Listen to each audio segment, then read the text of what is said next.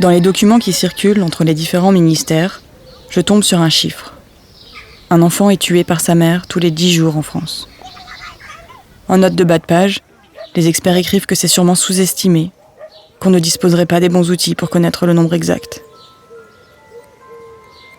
Elles sont infirmières, cadres, mères au foyer. Elles utilisent les mêmes méthodes, suivent les mêmes raisonnements, disent les mêmes phrases.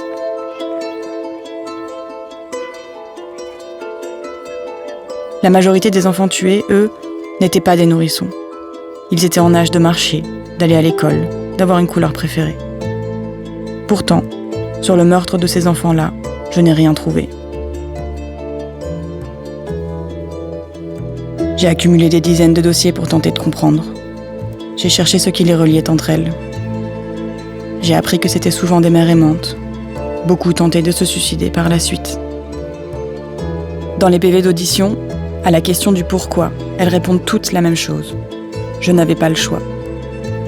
Mais les interrogatoires restent sur les faits. L'heure, le choix du lieu, le déroulé. Comme si on n'avait pas posé les bonnes questions. Alors j'ai écrit à ces femmes en prison. J'ai écrit aux personnes qui les ont soutenues. À leurs avocats, à leurs mères, à leurs sœurs. J'ai écrit à celles qui ont failli passer à l'acte. Pour qu'elles me racontent. Pour qu'elles se racontent.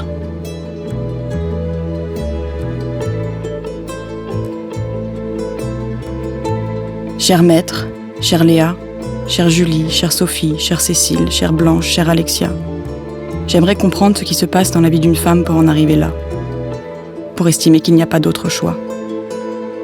Je veux prendre le temps de déplier les choses, d'observer là où la machine s'est enrayée. Si vous acceptez de me confier votre parole, je promets d'en prendre soin. Bien à vous, Sophia Fischer. Et j'ai attendu leur réponse.